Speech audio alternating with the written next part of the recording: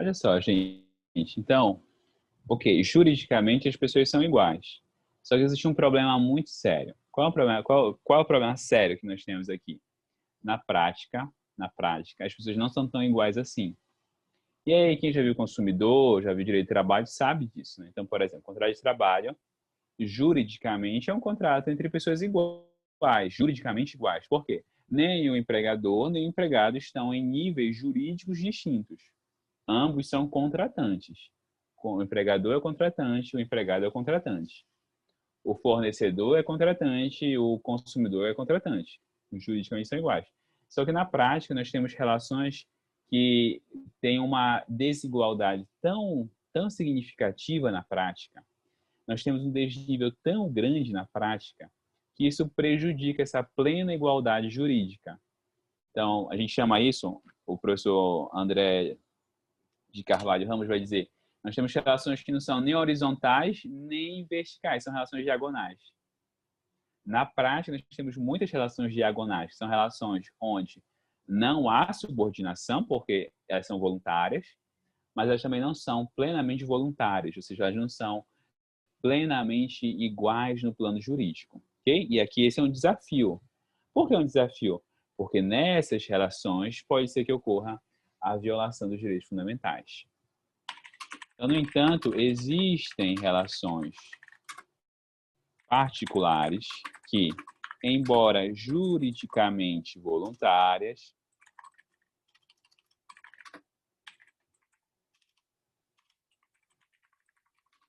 são faticamente desiguais. Ou seja, você tem igualdade jurídica, porém uma desigualdade fática muito grande, um desnível muito grande. Ou seja, as partes estão em grande desnível jurídico. Ok?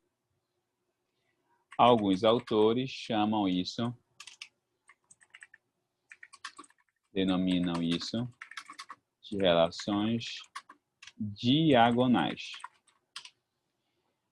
Bem, aí surge a pergunta, e aí, aplica ou não aplica os direitos fundamentais a essas relações? Aí você diz assim, professor, eu não estou entendendo qual é o problema aqui. Vou dar um exemplo, tá? Deixa eu pensar aqui. Não, eu vou usar o exemplo que nós já vimos, inclusive. O exemplo do arremesso do anão. Lembra do arremesso do anão? Lembra desse caso que eu contei para vocês? Contei já, não vou contar de novo, porque eu já contei para vocês. O anão lá era contratado para ser arremessado. E aí ficou a discussão se podia isso ou não. Olha só. Então, isso no bar. No bar, então, surgiu a discussão. Pode arremessar ou não? Não pode. A prefeitura disse não pode. Aí o que foi que o bar alegou? O bar alegou exatamente isso aqui, legalidade. Existe alguma lei que proíbe o anão de se submeter a isso? Que me proíbe de contratá-lo para isso? Existe alguma lei que proíba isso? Não, não existe. Não existe. Se não existe, qual é a consequência? Liberdade. Aí você ficou assim, nossa, e agora? Aí o judiciário foi lá e disse, não pode, porque mesmo não estando na lei, é um direito fundamental do anão. Ou atenta contra, né, a dignidade do anão, para ser mais específico. Bem, aí você tem uma situação que ela é um pouquinho problemática. Por quê? Que situações são essas de aplicação dos direitos fundamentais às relações particulares? São situações que não estão previstas na lei, mas o judiciário, mesmo assim, interfere nelas para aplicar os direitos fundamentais. A aplicação, a aplicação dos direitos fundamentais às relações particulares gera um problema complexo. Qual é o problema? São situações não proibidas pela lei, não reguladas pela lei. Qual é a consequência disso? São relações livres ou proibidas? Livros. Isso, portanto, relações livres.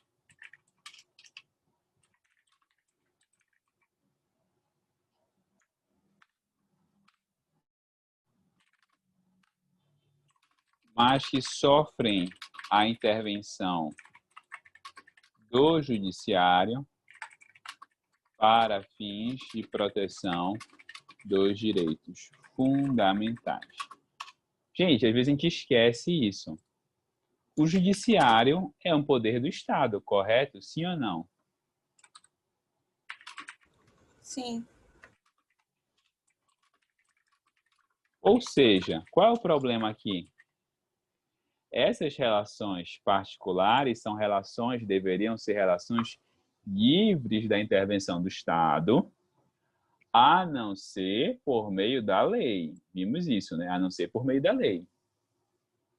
Aqui, gente, tem um problemão. Qual é o problemão? O Estado se mete por meio do judiciário em uma situação que não estava prevista na lei. Eu quero que a gente fique claro aqui, gente, de início. Essa aplicação é a regra ou é a exceção? Essa aplicação dos direitos fundamentais às relações privadas é a regra ou é a exceção? Exceção. É a exceção. Assim, a aplicação dos direitos fundamentais é a exceção. As relações particulares, na verdade, as relações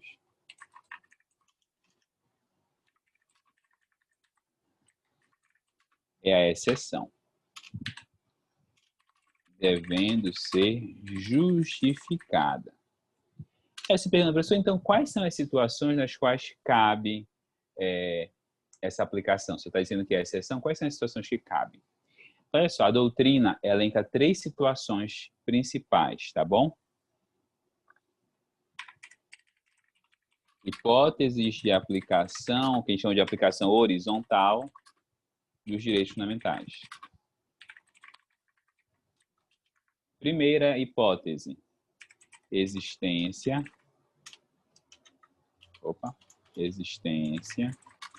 de uma função quase pública. Olha só, ok, os direitos fundamentais se voltam contra o Estado e tal, e não contra particulares, mas tem alguns particulares que eles exercem sobre nós um controle que é quase um controle do Estado, que é quase um controle público. Então, por exemplo, você não gosta do serviço prestado pela CELPA. Você pode trocar de fornecedora de serviço? Não. Não pode, né? Você pode ficar luz de velas, se você quiser. Mas não tem outra fonte de fornecimento de energia elétrica. Então, olha só.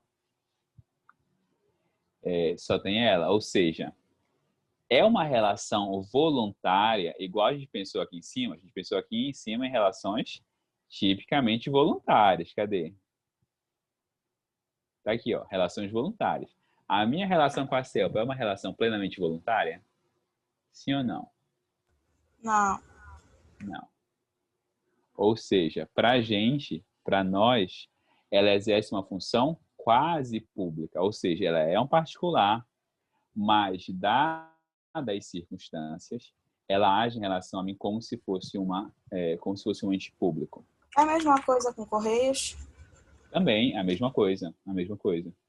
Todas as vezes que você tem uma situação de grande intervenção do Estado ou de um particular que está exercendo o papel de Estado, você tem uma situação restrita.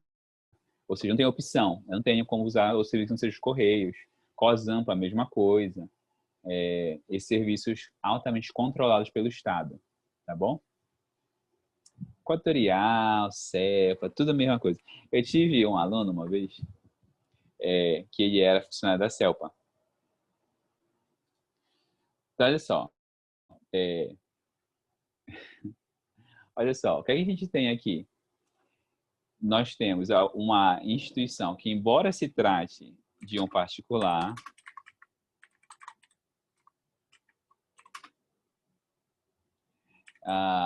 exerce, né, ela exerce uma função que se assemelha a uma função pública aos seus contratantes. Tá bom? Nesse caso, gente, faz sentido falar em direitos fundamentais ou não faz sentido?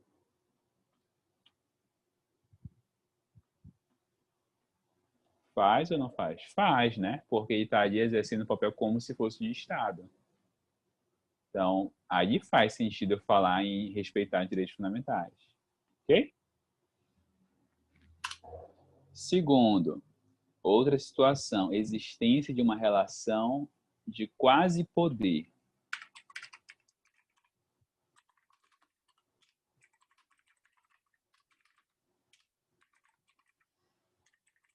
Por que de quase poder? Porque quem tem poder é o Estado. Quem tem poder é o Estado.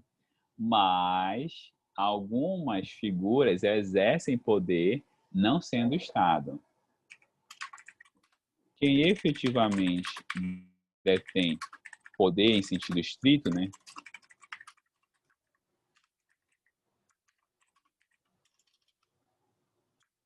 É o Estado. Porém, alguns particulares exercem certos tipos de poder sobre outros. Quer um exemplo? A Fibra é uma instituição de ensino superior, correto? Bem, você está lá porque você quer, não é verdade? Você escolheu se matricular lá, fazer o curso lá, perfeito. Mas eu posso falar que existe uma relação, não uma relação de poder de novo, porque é uma relação voluntária, mas eu posso dizer que existe uma relação de poder da instituição de ensino em relação aos alunos? Sim ou não? Sim. No sentido de autoridade? Sim, né? Então, por exemplo, ela regula uma série de situações, ela controla uma série de atos. Então, nesse caso, faz sentido ou não faz sentido falar em direitos fundamentais? Faz, né? Vou contar um caso para vocês. Caso real, caso verídico, né? Chama-se caso UBC. Foi um caso julgado pelo Supremo Tribunal Federal. Esse é um dos grandes casos do Supremo, embora ele seja curtinho, um caso de 30 páginas ou menos. É o seguinte, deixa eu montar aqui um esquema para vocês entenderem melhor. Você já ouviu falar do ECAD? ECAD, já ouviu essa figura? Fala essa figura? Ou não? Vocês deram direitos autorais? Não é aquele valor que a gente paga quando faz uma festa Isso, pela música que toca? isso. Mas você paga, o ECAD, tem a taxa do ECAD e tem o ECAD. O ECAD é o ente que administra isso, é a entidade que administra isso. Tá bom? Isso. Você paga para o ECAD. Você paga essa taxa para o ECAD. Perfeito, é isso mesmo. E o ECAD fica com esse dinheiro para ele? É assim que acontece?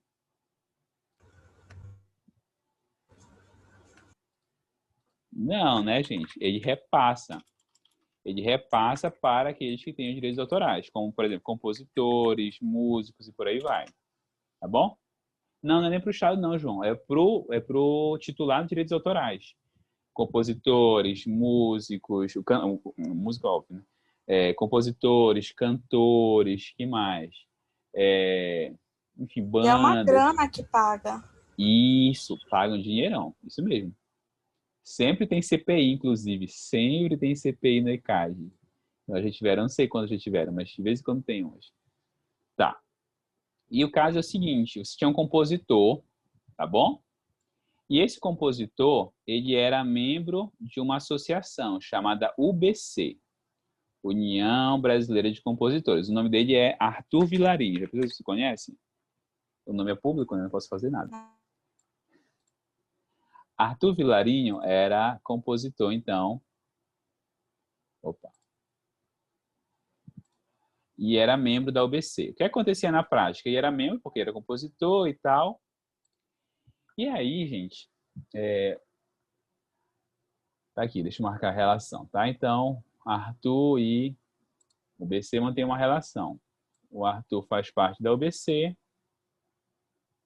e a UBC, garante direitos para o Arthur. Ok? Relação usual entre um associado e a associação. O caso não conta direito, mas a questão é que o Arthur fez alguma coisa que deixou a diretoria da UBC chateadíssima. Chateadíssima. E a diretoria disse assim, Arthur, você está expulso. A diretoria se reuniu a portas fechadas. Olha só. A diretoria se reuniu a portas fechadas, discutiu a portas fechadas e só informou, Arthur, você está expulso da associação. Aí disse, mas eu não me defendi. Não interessa. Não existe isso. Eu quero recorrer. Disse, opa, não. Na nossa associação, o estatuto diz que quem for processado não tem direito à defesa nem a recurso. Aqui não. Na nossa associação, essa discussão é feita a portas fechadas. Não tem nada disso. Só que aí surgiu um problema para o Arthur. Porque qual é o problema? E aqui entra a história do ECAD. Porque, gente, era a UBC que pegava o dinheiro do ECAD e repassava para os compositores. Aí o Arthur entrou na justiça e disse, epa, é o seguinte, excelência. Eu fui expulso da associação e eu não tive direito de me defender. Não tive. E isso me causa um problemão. Qual é o problemão? Eu paro de receber os recursos do ECAD. Eu paro de receber os recursos do ECAD. Então, eu quero alegar o seguinte, eu tenho direito ao devido processo legal. Eu não quero voltar. Eu quero me defender e eu quero direito a um julgamento. É isso que eu quero. Quero apresentar provas, me defender, eu quero contraditar, eu quero então, um julgamento justo, né, em relação, dentro da OBC, não está pedindo para o judiciário julgar a causa, está querendo que a OBC seja obrigada a respeitar o devido processo legal. Ok? Aí chegou na justiça. E aí a discussão era o seguinte, o que é que a OBC dizia? Excelência, tem um problema. Está aqui, olha só. Tem nem um livro para mostrar. Está aqui. Este aqui é o nosso regimento. E aqui no nosso regimento está dito explicitamente que é assim que funciona a expulsão de um associado. Quando o Arthur entrou na associação, ele sabia disso. Já avisou isso para ele. Ele recebeu uma cópia do regimento interno, ele recebeu uma cópia do estatuto e ele sabia que era assim que funcionava. O judiciário não pode se meter nisso porque esta é uma, qual é a palavrinha-chave? Esta é uma relação entre particulares. E a alegação da UBC é, isso aqui é uma relação entre particulares e não uma relação pública. Pois é. Agora, qual é o fundamento? Direitos fundamentais. Perfeito, esse é um argumento bom. Só que a discussão é, a pergunta é para responder, para eu dizer que é uma cláusula abusiva, João, eu preciso dizer que essa relação aqui sofre a influência de direitos fundamentais. Qual é a alegação da UBC? Relação privada.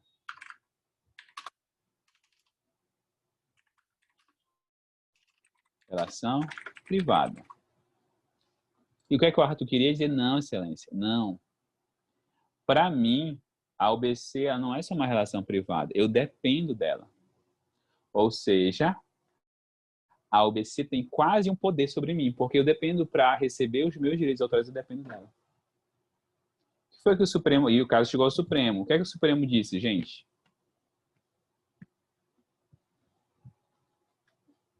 Há aplicação ou não há aplicação de direitos fundamentais nesse caso? Acho que há. Há aplicação. Por quê? Porque a UBC mantém com o compositor uma relação de quase poder, ou seja, ela exerce um controle sobre o direito deles, os direitos dele.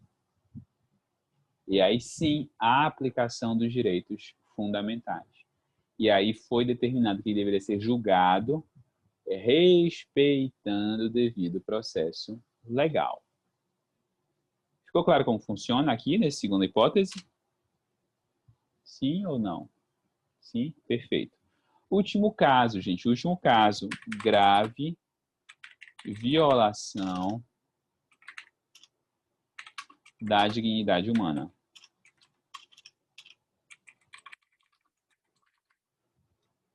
Que situação é essa, gente?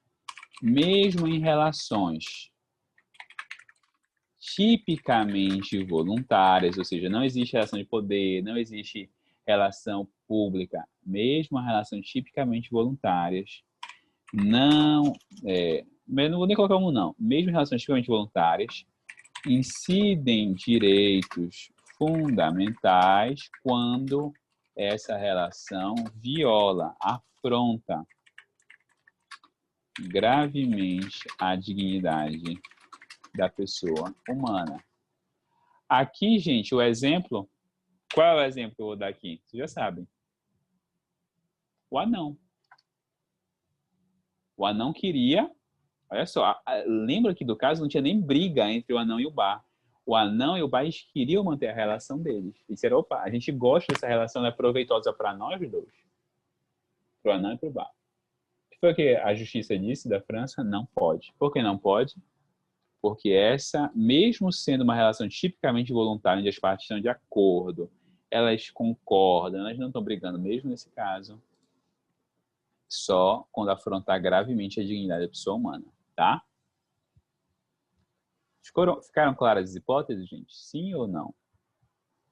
Sim? Lembrando, tá? Lembrando, é a exceção. Só para vocês verem como isso é uma exceção, que eu vou contar para vocês um precedente diferente, né? Um precedente de negação da aplicação. Imagine que uma companhia aérea, hoje você é contratado por uma companhia aérea, Carol, ou Milene, ou João. Vocês foram contratados por uma companhia aérea e para serem comissários de bordo, tá? Estão trabalhando lá e tal. E aí, todo ano, a companhia faz vocês passarem pelo podígrafo. Sabe o que é o podígrafo? Não. Podígrafo é aquela maquininha que vê se você está falando a verdade ou mentira, Ah, sim. tá? E aí, a companhia te faz passar pelo podígrafo e ela te diz assim, máquina da verdade. Ela te diz assim, olha, ela pergunta para ti, você descumpriu alguma norma da empresa no ano passado? Você diz, não. Você facilitou o acesso de alguém ao voo? Você diz, não. Você entrou com drogas no voo? Não.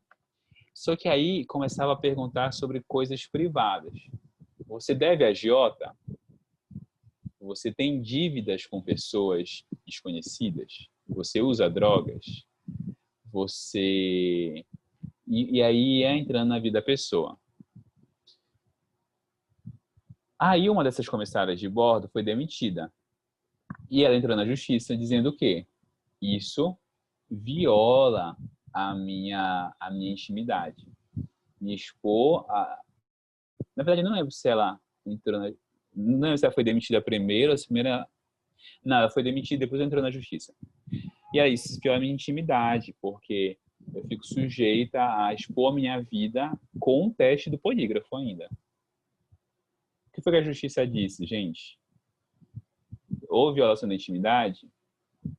A resposta foi não. Não, porque quando ela foi contratada para a companhia, ela sabia daquele teste, estava constando no contrato de trabalho dela, e nenhuma das respostas era divulgada.